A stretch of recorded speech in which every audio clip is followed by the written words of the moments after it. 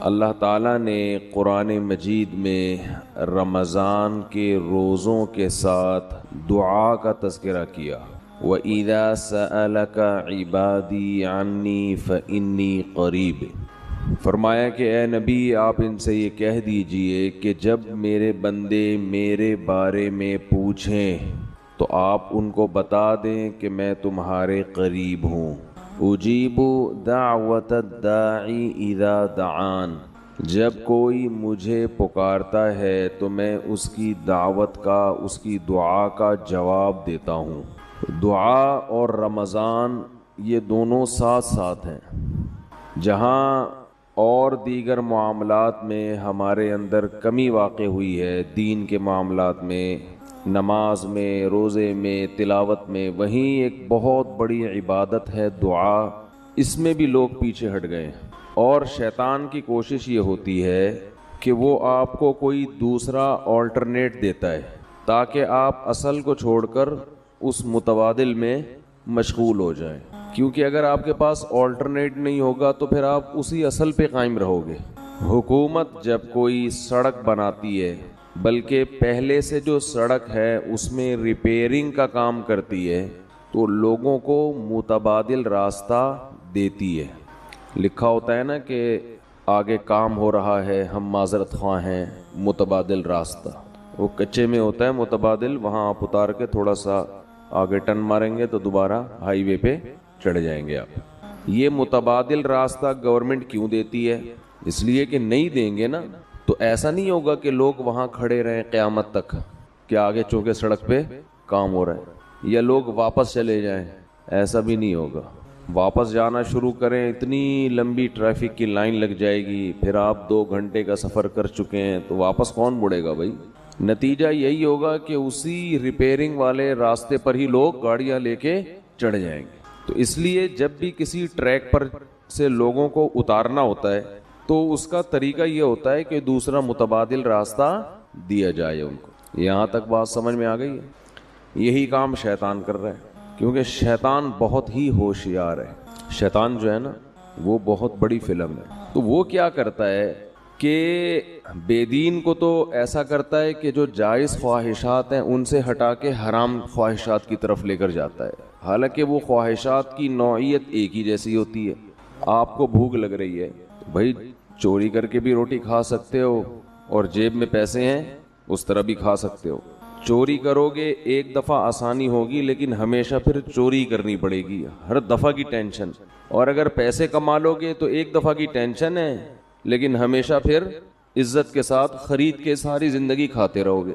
اب بھوک تو پوری کرنی ہے نا، تو شیطان کیا کرتا ہے، چور کو حلال راستہ سے ہٹا کے حرام بتاتا ہے، جس میں ٹینشن بھی زیادہ، ڈپریشن بھی، ضمیر بھی ملامت کرے گا، عزت کا جنازہ بھی نکلے گا۔ تو بے دین آدمی کو شیطان حلال خواہشات سے ہٹا کر کس طرف لاتا ہے؟ بولے نا یار، حرام۔ وہ نکاح سے ہٹائے گا، زنا کی طرف لائے گا۔ تو ہر چیز میں ایسا ہی کرے گا شیطان۔ دیندار آدمی کو، جو دین کو فالو کر رہا ہے، دین پہ چلنا چاہتا ہے، اسے شیطان سنت سے ہٹا کے متبادل راستہ بدعت والا دے گا، یا وہ بدعت نہ بھی ہو لیکن وہ سنت جیسی اس میں روحانیت نہیں ہوگی، ایسا راستہ دے گا شیطان اس کو۔ سمجھ میں میرا خیال ہے آ رہی ہے بات؟ تھوڑی کہ ہمیشہ سمجھ میں نہ آئے، کبھی کبھی آتی بھی ہے۔ تو ہمیشہ ایسا راستہ دے گا جو یا تو بدعت ہوگا وہ راستہ، یا اس میں بدعت نہ بھی ہو تو کم از کم جو سنت میں روحانیت تھی وہ اس راستے میں نہیں ہوگی۔ دعا کے معاملے میں بھی شیطان نے یہی کام کیا ہے۔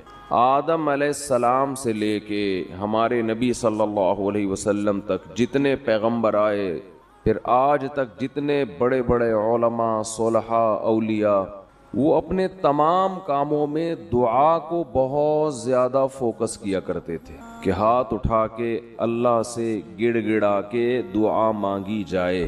شیطان نے کیا کیا، دعاؤں سے ہٹا کے لوگوں کو وظیفوں پہ لگا دیا۔ میں نہیں کہہ رہا وظیفے حرام ہے، ناجائز ہے، اس میں وہ روحانیت بولو نہیں ہے۔ اتنی دفعہ یہ پڑھ لو، اتنی دفعہ یہ پڑھ لو تو یہ ہو جائے گا، اتنی دفعہ یہ کر لو تو یہ ہو جائے گا، یوں کر کے پڑھ لو گے تو ایسے کام ہو جائے گا، یوں کرو گے تو 4 ہو جائیں گی، اس طرح کرو گے تو 3 ہوں گی۔ شادیوں کی بات نہیں کر رہا، کچھ اور۔ اب آپ لوگ آٹومیٹک ہو گئے، اب شادی کا لفظ زبان سے نکالنے کی ضرورت ہے ہی نہیں۔ اب یہ مثال ہو گئی ہے، کسی نے کسی بھوکے سے پوچھا 2 اور 2 کتنے ہوتے ہیں، کہتے 4 روٹیاں ہوتی ہیں۔ تو وظیفے یہ پڑھ لو تو یوں ہو جائے گا، یوں کر لو تو یوں ہو جائے گا، ایسا کر لو تو یوں ہو جائے گا، 636.3 دفعہ پڑھو گے تو یہ والا کام ہوگا۔ رسالے چھپ رہے ہیں، یہ پہلے میں تو اس موضوع پر بہت بیان کرتا تھا، بہت عرصے سے میں نے یہ موضوع چھوڑ دیا تھا، لیکن نئے نئے لوگ بھی آتے ہیں، پھر رمضان میں لوگ دعاؤں سے غافل بھی ہو جاتے ہیں، تو اس لیے میں نے سوچا کہ آج میں اس پرانے مردے کو دوبارہ اکھیڑوں گا، دوبارہ کھڑا کروں گا میں اس پرانے ٹاپک کو۔ تو زیادہ زور دعاؤں کے بجائے کس پر ہے؟ وظیفوں پہ۔ نظر آتے ہیں لوگ، کوئی فجر کے بعد بیٹھے ہوئے اللہ اللہ کر رہے، آدمی کہتا ہے یار ماشاءاللہ ابھی قیامت قریب نہیں ہے، اتنے نیک لوگ دنیا میں ہیں جو اللہ کو راضی کرنے کے لیے اللہ کا نام لیتے ہیں۔ جب آپ تہ میں جاؤ گے تو پتہ چلے گا کسی نے یہ وظیفہ بتایا ہے، اتنی دفعہ یہ پڑھو، فلاں کام کے لیے بتایا ہے۔ جیسے ہی کام ہوگا یہ بندہ مارکیٹ سے شارٹ ہو جائے گا۔ اللہ اور بندے کا جو تعلق ہے نا، اللہ یہ قائم کرنا چاہتے ہیں۔ اسلام کا حاصل کیا ہے؟ خلاصہ کیا ہے؟ انسان کا تعلق ہو جائے کس کے ساتھ؟ اپنے رب کے ساتھ۔ یہ تعلق جتنا دعا سے ہوتا ہے اتنا دنیا میں کسی چیز سے نہیں ہوتا۔ براہ راست آپ اللہ سے خطاب کر رہے ہوتے اس میں، تو شیطان نے کیا کیا؟ دعاؤں سے ہٹا کے کس میں لگا دیا؟ وظیفوں میں۔ وہ بھی دعا ہی ہوتی ہے وظیفہ بھی، لیکن اس میں جذبہ دعا والا نہیں ہوتا، وہ پڑھا جاتا ہے، مانگا نہیں جاتا۔ کہتے ہیں کتنا وظیفہ پڑھ لیا، دعا میں یہ نہیں کہتے کتنی پڑھ لی، کتنی مانگ لی، یہ بہت بڑا فرق ہے۔ اور کمال کی بات ہے قرآن و سنت میں جو پیغمبروں کی دعائیں ہیں ان کو بھی ہم نے وظیفے بنا کے پڑھنا شروع کر دیا ہے، وہ بھی مانگی نہیں جا رہی۔ یونس علیہ السلام اللہ کی اجازت کے بغیر اپنی قوم کو چھوڑ کے نکل گئے، اللہ کی طرف سے آپ کو تنبیہ ہوئی، سمندر میں ڈالے گئے، مچھلی نے آپ کو نگل لیا۔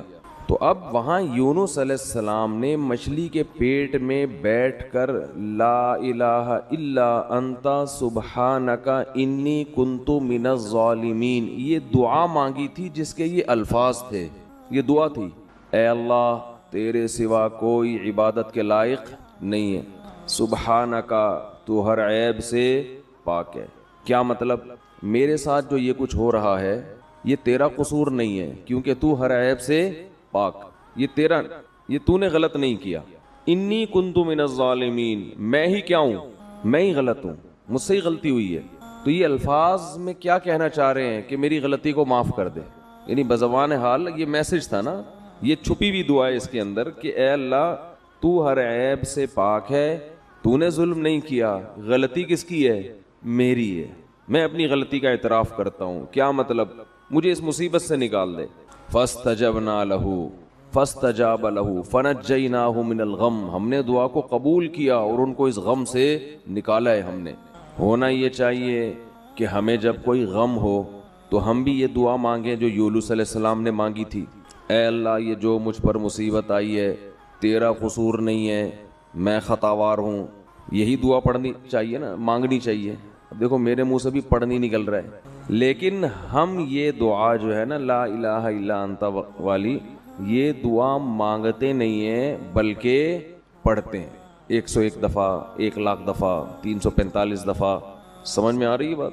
یہ مانگی نہیں جاتی بلکہ کیا کی جاتی ہے؟ پڑھی جاتی ہے۔ جب پڑھی جاتی ہے تو مخصوص دانوں پہ ایک خاص مقدار کو مکمل کرنا ہوتا ہے، اس میں یہ جذبہ ہی نہیں ہوتا کہ مجھ سے کوئی غلطی ہوئی ہے، تجھ سے نہیں ہوئی ہے، مجھ سے ہوئی ہے، میں اس غلطی کی تلافی کرتا ہوں، آئندہ نہیں کروں گا۔ ایسا کسی کی کھوپڑی میں تصور بھی بول دے کیوں نہیں بھائی، نہیں ہوتا۔ تو قرآن اس سے آپ کو اس دعا کے ذریعے جو بتانا چاہ رہا ہے، جو ذہن بنانا چاہ رہا ہے، جو سوچ آپ کے ذہن میں اتارنا چاہ رہا ہے، وہ سوچ بنتی نہیں ہے۔ سمجھتے ہو کہ نہیں سمجھتے؟ ہاں جلیبیاں مل جائیں گی اس کے بعد آپ، کیونکہ ہم بچپن میں یہ وظیفہ پڑھنے مسجد میں جایا کرتے تھے، ورد ہوتا تھا آیت کریمہ کا 5 لاکھ بار اور پتہ نہیں 2 لاکھ بار، تو وہ دانے لا کے بوریوں کے بوری مسجد میں بچھائی جاتی تھیں، تو اعلان ہوتا تھا تو سارے محلے کے بچے مسجد میں ہم سمیت پہنچ جایا کرتے تھے۔ اس کے بعد جو گرم گرم جلیبیاں ملتی تھیں ان کی لذت اب تک زبان پہ محسوس ہوتی ہے، وہ جلیبیوں کا مزہ اب کہیں بھی نہیں آیا ہے۔ ایسی گرم پتہ نہیں کہاں سے بنوا کے لا, مزہ بہت آتا. جلیبی اگر گرم گرم ہو نا تو اس کا اپنا ہی مزہ ہے, کھا لیا کریں کبھی اپنے خرچے پہ. گوروں کو یہ سہولتیں ان کو کیا پتا ہے یار دودھ جلیبی کیا ہوتی ہے, جلیبی کیا. تو پیزا بس برگر 2-4 چیزیں ہی ہیں. کھانے کے جو چٹخارے ہندوستانیوں نے لیے ہیں نا, ہندوستانی اور پاکستانی, یہ چٹخارے آپ کو دنیا میں کہیں نظر نہیں آئیں گے. اور اب گورے بھی انہی کھانوں کے عادی ہو رہے ہیں. جب سے پاکستانی لوگ دنیا میں گئے ہیں نا, انڈین پاکستانی, تو گوروں کو بھی انہوں نے انہی چٹخاروں کا عادی بنا دیا. تو خیر, تو یونس علیہ السلام نے فنادا فی الظلمات, رات کے اندھیروں میں اللہ کو پکارا, سمندر کے اندھیرا, مچھلی کا پیٹ کا اندھیرا. زکریا علیہ السلام کو اولاد نہیں ملی, بیوی بوڑھی ہو گئی, خود بھی بوڑھے ہو گئے, ساری زندگی اللہ سے دعا مانگتے رہے, اولاد دے دے, اولاد دے دے, اولاد دے دے. رب لا تذرنی فردا وانت خیر الوارثین, اے اللہ مجھے اکیلا مت چھوڑ, مجھے تنہا مت چھوڑ, مجھے اولاد چاہیے. فاستجبنا لہ, قرآن کہتا ہے ہم نے آپ کی دعا کو قبول کیا. آج جس کی اولاد نہیں ہوتی وہ یہ دعا مانگتا نہیں ہے بلکہ 101 دفعہ پڑھتا ہے. سمجھ میں آ رہی ہے بات؟ تو اللہ سے دعا کا تعلق قائم کرنا چاہیے ہمیں. سب سے مضبوط بندے اور اللہ کا جو ریلیشن ہے نا, یہ دعا کے علاوہ کسی چیز سے نہیں بنتا. لیکن جو کام سب سے مقدس ہوتا ہے اس شیطان رکاوٹ بھی سب سے زیادہ بولو اسی میں ڈالتا ہے. شیطان آپ کو کسی عبادت سے اتنا نہیں روکے گا جتنا آپ کو دعا مانگنے سے روکے گا. آپ حیران ہوں گے کہ میں کیسی باتیں کر رہا ہوں, شیطان تو دعا مانگنے سے بالکل نہیں روکتا. ہاتھ اٹھاؤ, دعا مانگو, یوں کرو, صلی اللہ تعالیٰ علی خیر خلقی برحمتک یا ارحم الراحمین, پتلی گلی سے نکل لو. صبح شام 25 دفعہ مانگ رہے ہیں, مسجدوں میں بھی مانگتے ہیں, امام 27ویں رات میں بھی ہوتا ہے, ہول سیل کے حساب سے دعائیں چل رہی ہیں. اور ہم کہہ رہے ہیں کہ شیطان آپ کو جتنا دعا سے روکے گا اتنا کسی اور کام سے. شیطان کیا کرتا ہے, دعاؤں سے ہٹا کے کہاں لگا دیا, وظیفہ, یہ پڑھ لو اتنی دفعہ, یہ پڑھ لو, یہ پڑھ لو. ہاں, تو میں یہ کر رہا تھا کہ جتنا دعا سے اللہ کا قرب ملتا ہے, تعلق بنتا ہے, اتنا کسی اور عبادت سے نہیں بنتا. تو شیطان سب سے زیادہ رکاوٹ جو ڈالتا ہے نا وہ دعا میں ڈالتا ہے. دعا نہیں مانگنے دو اس کو. تو میں کہہ رہا تھا آپ کہیں گے کہ اتنے تو مانگی جاتی ہیں دعائیں صبح و شام. اصل میں یہی مسئلہ ہے, مانگی نہیں جا رہی, پڑھی جا رہی. مانگی بولو نہیں جا, پڑھی جا رہی. مانگنے کا اسٹائل وہ ہوتا ہے جو بھیکاری آپ سے جب بھیک مانگتا ہے. دیکھو نا مسجدوں میں کیسے کھڑے ہو کے مانگ رہے ہوتے ہیں, کیسی پہلے تمہید باندھتا ہے. وہ تمام حضرات سے گزارش ہے 2 منٹ کے لیے میری بات سن لیں, سب کو اپنی طرف متوجہ کرے گا, پھر رونا شروع کر دے گا. حالانکہ زیادہ تر فراڈ ہی ہوتا ہے اس میں. تو فراڈ اتنا اچھا ہے تو سچی مچی کا جب بھیکاری ہوگا وہ کیسا ہوگا آپ خود اندازہ لگاؤ. جب فراڈی اس اسٹائل سے مانگتے ہیں کہ آدمی کو لگتا ہے یہ بالکل حقیقت میں مستحق ہے, تو جو واقعی مستحق ہے اس کا اسٹائل کیسا ہوگا. یہ جو اکثر بھیکاری ہوتے ہیں نا, میں نہیں کہہ رہا 100%, اکثر ان میں فراڈی ہوتے ہیں.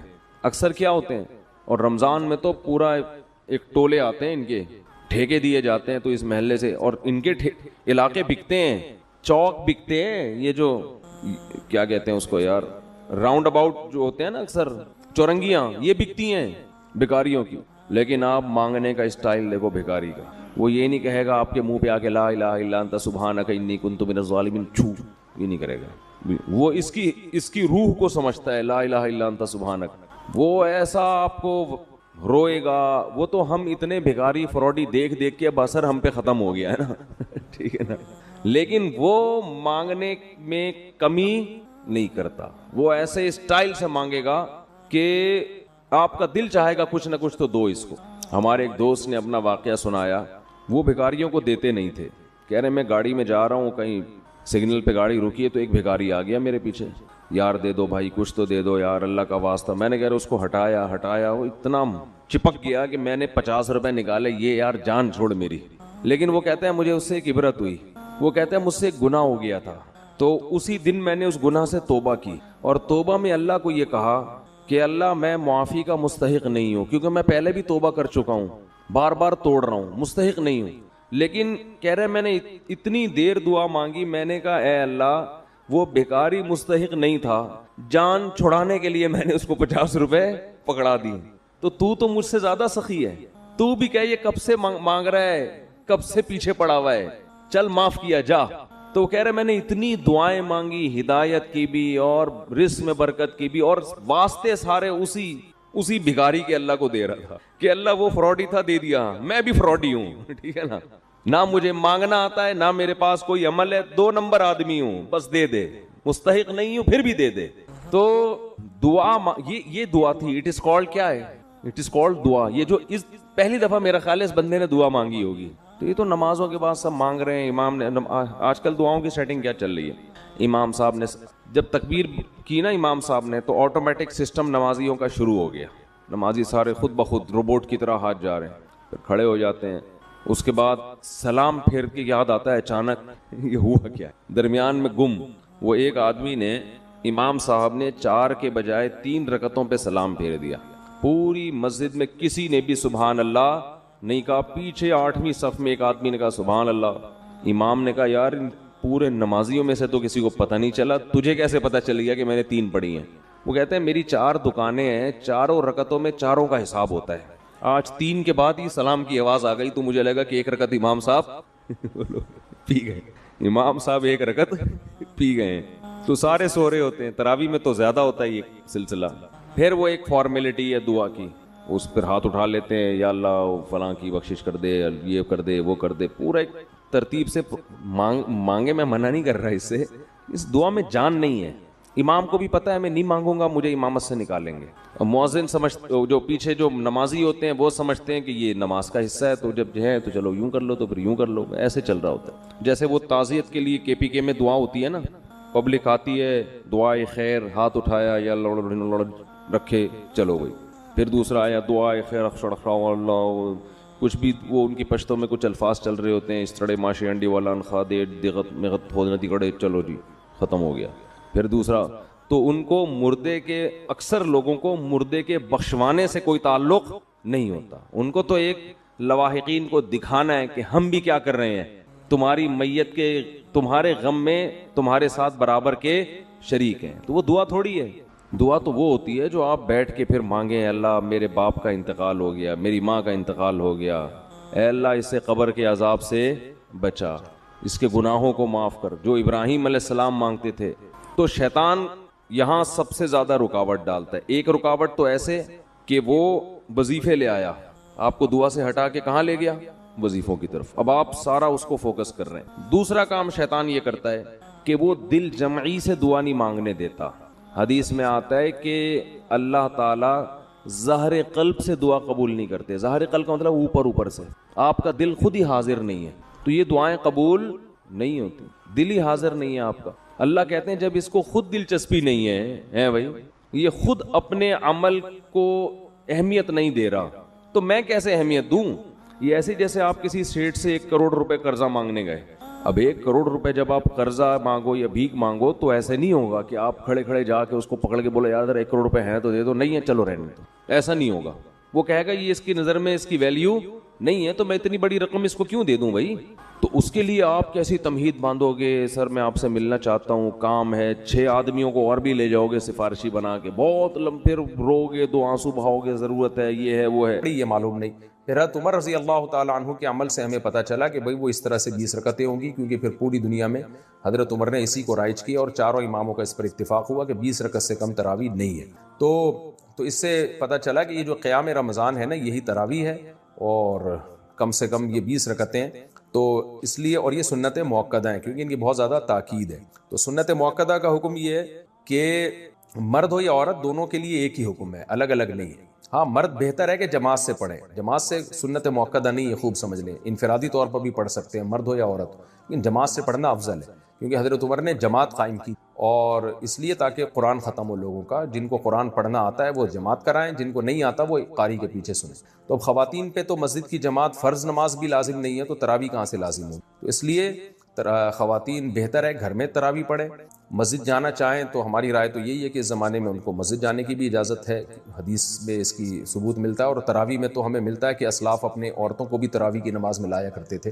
تو لیکن بہرحال سنت موقدہ یہ ہے کہ پڑھ لیں آپ. جماعت سے پڑھنا سنت موقدہ نہیں ہے, گھر میں پڑھنا زیادہ افضل ہے. تو آپ گھر میں تراویح پڑھیں, 20 رکعت پڑھیں. اور سنت موقدہ کا حکم یہ ہے کہ کبھی کبھار چھوٹ جائے تو انشاءاللہ گناہ نہیں, کوئی حرج نہیں ہو, اس میں کوئی گناہ نہیں ملے گا. اور اگر کسی عذر سے چھوڑ دیں تو ویسے ہی کوئی حرج نہیں ہے, کیونکہ فرض واجب بہرحال نہیں. بہت زیادہ تھکاوٹ ہو تو چھوڑی جا سکتی ہے, اور کبھی تھکاوٹ نہ بھی ہو تو کبھی ویسے ہی بھی چھوڑی جا سکتی ہے, لیکن کنٹینیو چھوڑنے کی عادت نہ بنائیں. لیکن ویسے ایک جنرل نالج کے لیے بتا دوں, جو پڑھتے ہیں پراپر پڑھتے ہیں, جو نہیں پڑھتے پھر وہ چھوڑتے ہی ہیں. یہ تراویح ایسی چیز نہیں ہے 2 دن پڑھ لی 1 دن چھوڑ دی, تو جو ایسے کرتا ہے وہ پھر چھوڑا ہی رکھتا ہے. تو جو پڑھتے ہیں وہ کنٹینیو پڑھتے ہیں. تو نبی صلی اللہ علیہ وسلم نے بہت زیادہ تراویح کی فضیلت بیان کی ہے, قیام رمضان کی فضیلت بیان کی ہے, جس کو بعد میں اسلاف نے نام تراویح کا دیا. تو آپ کو چاہیے کہ اس سے قطر ادر کہ یہ سنت موقدہ ہے یا غیر موقدہ, آپ یہ فضیلت حاصل کریں. کیونکہ شاعر نے کہا ہے تمتع من شمیم عرار نجد فما بعد العشیۃ من عراری, کہ ایک خوشبو ہوتی ہے جیسے رات کی رانی کی خوشبو, یہ رات کے بعد ختم ہو جائے گی. تو تراویح کی فضیلت بھی رمضان کے بعد ختم. اس بحث میں پڑھے بغیر کہ سنت موقدہ ہے یا غیر موقدہ ہے, واجب ہے یا نہیں, اس بحث میں پڑھے بغیر آپ کنٹینیو پڑھ لیں, کیونکہ ثواب بہت ہے اس کا. اور یہ عید کا چاند نظر آتے ہی آپ کے پاس یہ آپشن ختم ہو جائے گا. لیکن حکم یہی ہے کہ سنت موقدہ ہے. انڈیا سے کسی نے پوچھا میرا حمل بار بار ضائع ہو جاتا ہے, کسی نے بتایا کہ یہ شیطانی حرکت ہے, کیا یہ صحیح ہے؟ صحیح ہے تو اس سے نجات کیسے ملے گی؟ جس نے بتایا ہے اس نے شیطانی حرکت کی ہے. باقی حمل کا بار بار ضائع ہونا یہ تو خواتین میں نارمل ہے, کوئی بیماری ہو سکتی ہے, کوئی مسئلہ ہو سکتا ہے. تو اس کے لیے گائنی کی ڈاکٹرز ہیں, بڑی ایکسپرٹ ڈاکٹرز بھی ہیں, آپ ان سے رابطہ کریں. تو یا کوئی ماہر حکیم ہو, طبیبہ ہو, ماہر ہو. حکیموں میں 2 نمبر بہت ہوتے ہیں, تو اس لیے 1 نمبر حکیم کو تلاش کریں.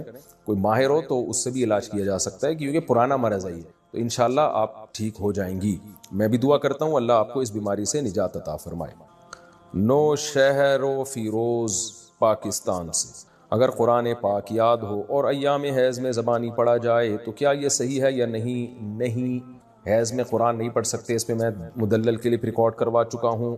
سیف الدین ضیاء دہلی سے, میرے امتحان شروع ہونے والے ہیں جس کا ٹائم 12:30 ہے, تو میں ظہر کی نماز کس وقت ادا کروں گا؟ بھائی مجھے نہیں پتا آپ کے یہاں ظہر کے ٹائم شروع کب ہوتا ہے ختم کب ہوتا ہے.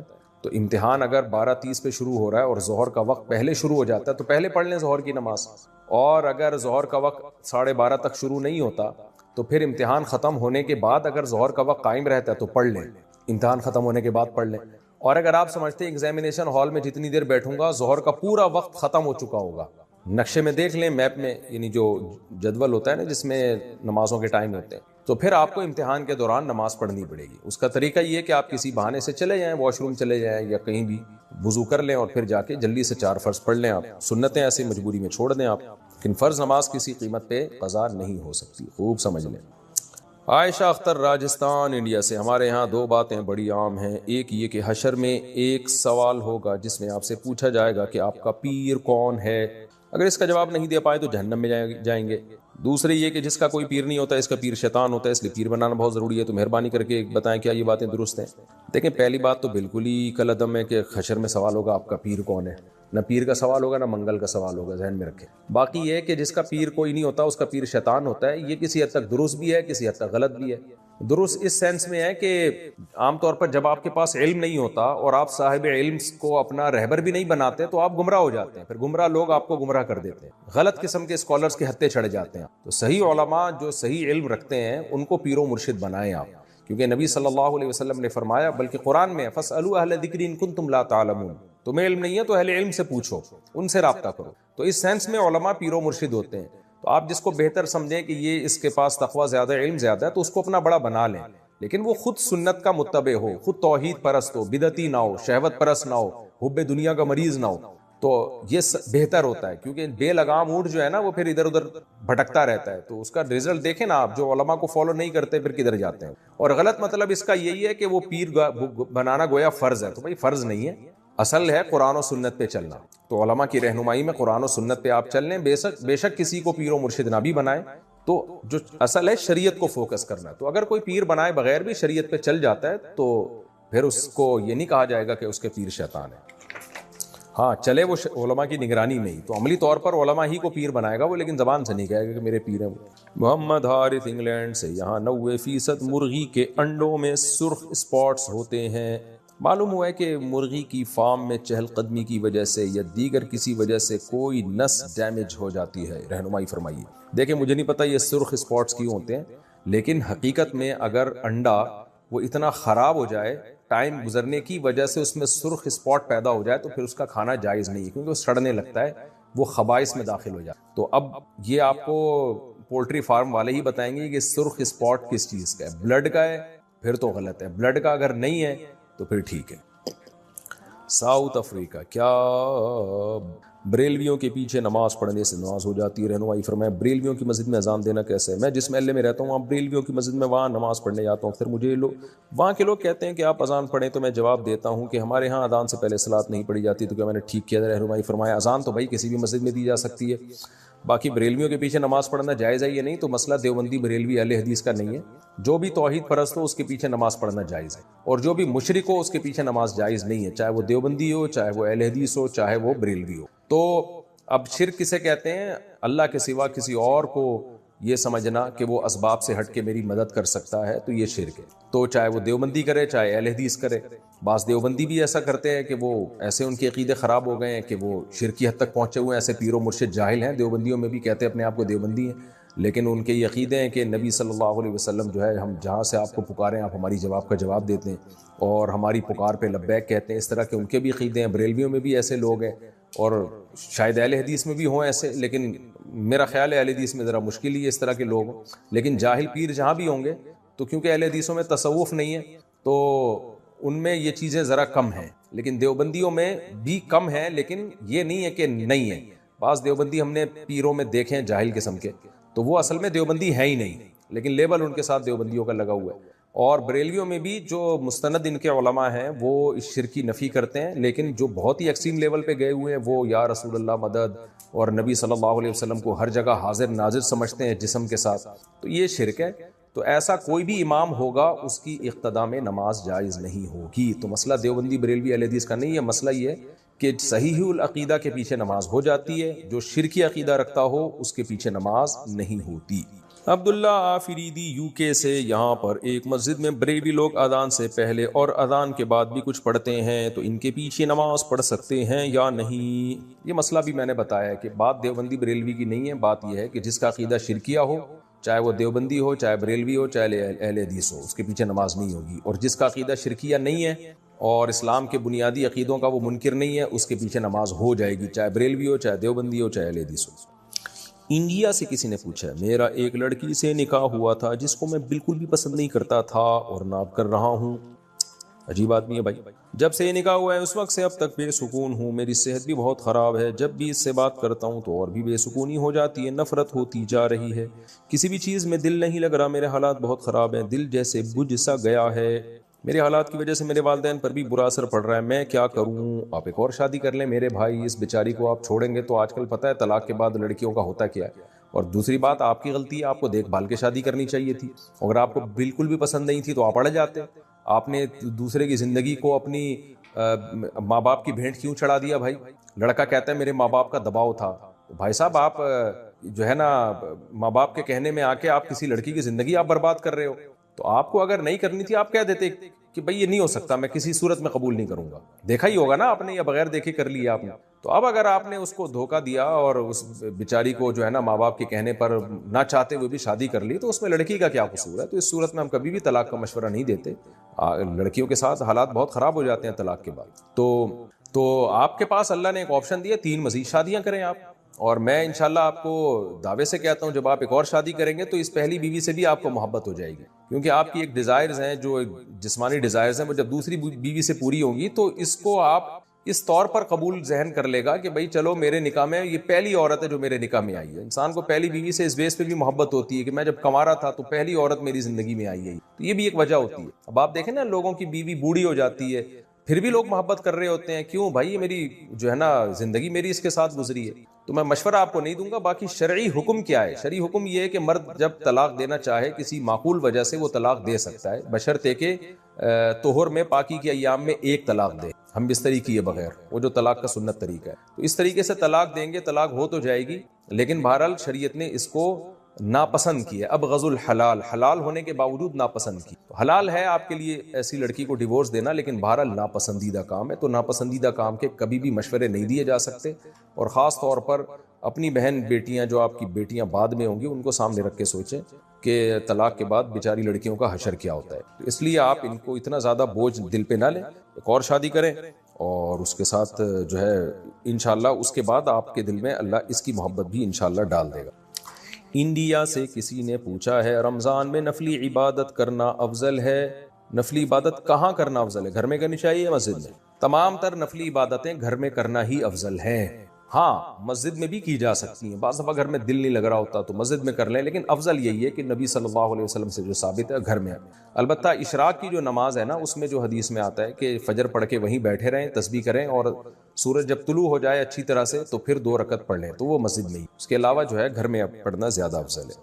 لیکن نہ کرنے سے بہتر ہے کہ کہیں بھی کر لیں، بھلے گھر میں نہیں تو مسجد میں ہی کر لیں، اس چکر میں چھوڑیں نہیں. انڈیا سے اچھا سعودی عرب سے کسی نے پوچھا ہے خواتین کے لیے تبلیغی جماعت میں جانے کے بارے میں کیا حکم ہے، رہنمائی فرمائیں. ایک ہی راستہ خواتین کے لیے ڈھنگ کا رہ گیا، جہاں وہ پردہ سیکھتی ہیں، جہاں وہ حیا سیکھتی ہیں، اس کے بارے میں بھی حکم پوچھ رہے ہیں. میں تو کہہ رہا ہوں یہ حکم میں اپنی بیویوں کو لے جایا کرو تبلیغ میں میرے بھائی، بہت فائدہ ہوگا. جن لوگوں نے اپنی عورتوں کو تبلیغ میں لے کر گئے ان کے گھروں میں معمولات زندہ ہو گئے ہیں، تسبیحات تلاوت کی پابندی ہو گئی ہے، تو لے جایا کریں. انڈیا سے کسی نے پوچھا ہے کسی نے بینک میں 1 لاکھ روپے جمع کیے اور ان پیسوں پر بینک نے اس شخص کو بیاج یعنی سود دیا. ان بیاج کے پیسوں کا وہ شخص کیا کرے گا، اس کی وضاحت کریں. غلط کام کیا اس نے بینک میں، کیوں سودی بینک میں رکھے؟ بہرحال اب رکھ لیا تو جو سود ملا ہے اس کو لے لے اور ثواب کی نیت کے بغیر صدقہ کر دے.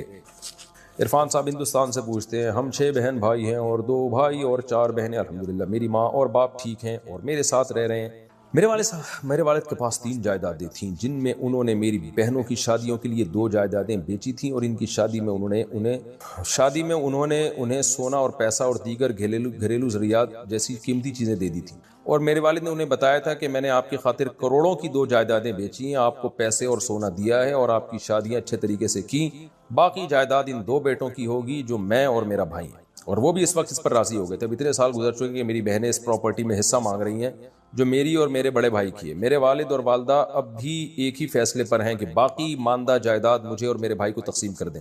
الحمدللہ ہماری بہنوں کی اچھی جائیدادیں ہیں، لیکن پھر بھی وہ اس جائیداد میں حصہ کا مطالبہ کر رہی ہیں جو میرے والد نے میرے اور میرے بھائی کے لیے رکھی ہے.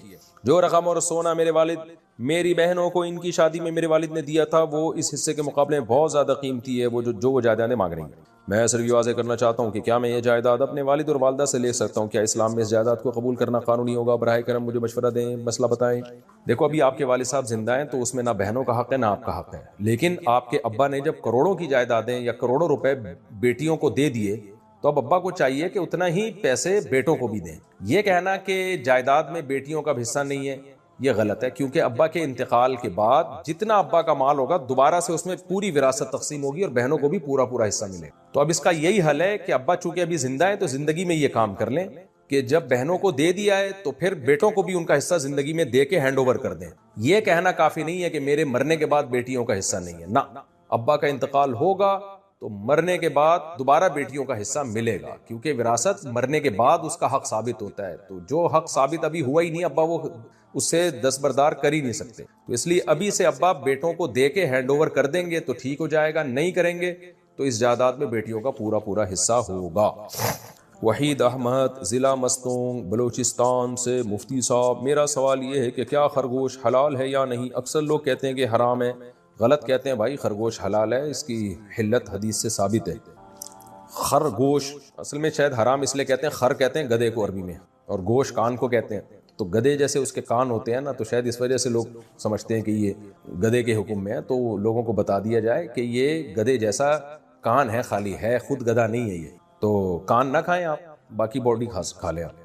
تو باقی خرگوش حلال ہے، صحیح حدیث سے یہ بات ثابت ہے اور اجماع امت سے ثابت ہے، کھا سکتے ہیں. پاکستان سے کسی نے پوچھا ہے فرض نماز میں پڑھے جانے والے نفل کھڑے ہو کر پڑھنے چاہیے یا بیٹھ کر؟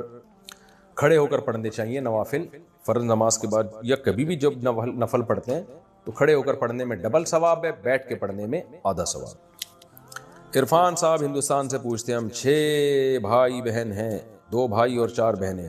اچھا یہ تو ہو گیا مسئلہ. شہباز احمد بہار انڈیا سے، کیا بنا توبہ کے قضا نماز ہو جائے گی؟ کافی بار میں جان بوجھ کر نماز چھوڑ دیتا ہوں، پھر جب وقت ملتا ہے تو اس کی قضا پڑھ لیتا ہوں، جبکہ میں توبہ نہیں کرتا اور دل میں نیت بھی نہیں ہوتی کہ آئندہ نہیں چھوڑوں گا، تو کیا ایسے میں میری نماز ہو جائے گی؟ قضا کرنا نماز کا سب سے بڑا گناہ ہے، چھوٹا گناہ نہیں ہے، تو یہ ہلکی بات نہیں ہے جو آپ نے لکھ دی کہ میں نماز قضا کر دیتا ہوں۔ بھائی آپ نماز اللہ نہ کرے قضا ہو جائے، سچی توبہ بھی کریں اور پھر اپنے اوپر کوئی سزا بھی رکھیں، کوئی کفارہ دیں، جرمانہ دیں اپنے اوپر، تاکہ نماز قضا ہونے سے اپنے آپ کو بچائیں، کھانا چھوڑ دیں ایک ٹائم کا جب جو نماز آپ سے چھوٹتی ہے، تو توبہ کرنے سے باقی یہ کہ گناہ معاف ہوتا ہے اور آئندہ آپ دوبارہ سے پھر عزم کریں نماز پڑھنے کا، لیکن یہ چھوٹا گناہ نہیں ہے، یہ ذہن میں رکھیں۔ پاکستان سے نے پوچھا اگر ایک ہی کمرے میں نماز پڑھی جا رہی ہو اور دوسری طرف کوئی آواز بند کر کے موبائل استعمال کر رہا ہو، یعنی کوئی تصویر یا ویڈیو ہی دیکھ رہا ہو اور موبائل کی پچھلی سائیڈ نماز پڑھنے والے کی طرف ہو، تو کیا نماز قبول ہو جاتی ہے؟ پتہ نہیں کیا پوچھا ہے، ایک کمرے میں نماز پڑھی جا رہی ہے اور دوسری طرف کوئی آواز بند کر کے موبائل استعمال کر رہا ہو، ہاں تو نماز آپ کی ہو جائے گی، وہ پیچھے بیٹھا ہوا ہے جو مرضی کر رہا ہے، آپ کا اس سے کیا لینا دینا۔ پاکستان سے پوچھا کیا صدقے کے پیسوں کو سر کے اوپر سے وار کر دینا جائز ہے؟ ہمارے ہاں نئی دلہن جب گھر آتی ہے تو صدقے کے پیسوں کو یا مرغی کو اس کے اوپر سے وارا جاتا ہے، کیا یہ صحیح ہے؟ جہالت والی بات ہے، یہ نہیں کرنا چاہیے۔ وہ ایک یوٹیوب پہ میں نے کلپ بھی دیکھا تھا، مرغی کو اوپر سے گزارا، اس نے بیٹ کر دی، تو اور پھر مرغیاں ذبح کر کے صدقہ کرنا یہ بھی عجیب سی چیز ہے، لوگ سمجھتے ہیں خون بہنے سے بلائیں ٹلتی ہیں، تو جس غریب کو دینا ہے تو مرغی کی قیمت ہی دے دو اس کو، آپ وہ جو چاہے گا خرید لے گا، تو یہ دلہن کے اوپر سے نہیں گھمائیں، بس ویسے ہی صدقہ کر دیں اور پیسے صدقہ کیا کریں، مرغیاں نہ گھمایا کریں۔ مسیح الرحمان حیدرآباد انڈیا سے، سعودیہ میں رہتا ہوں فیملی کے ساتھ اس سال حج کرنے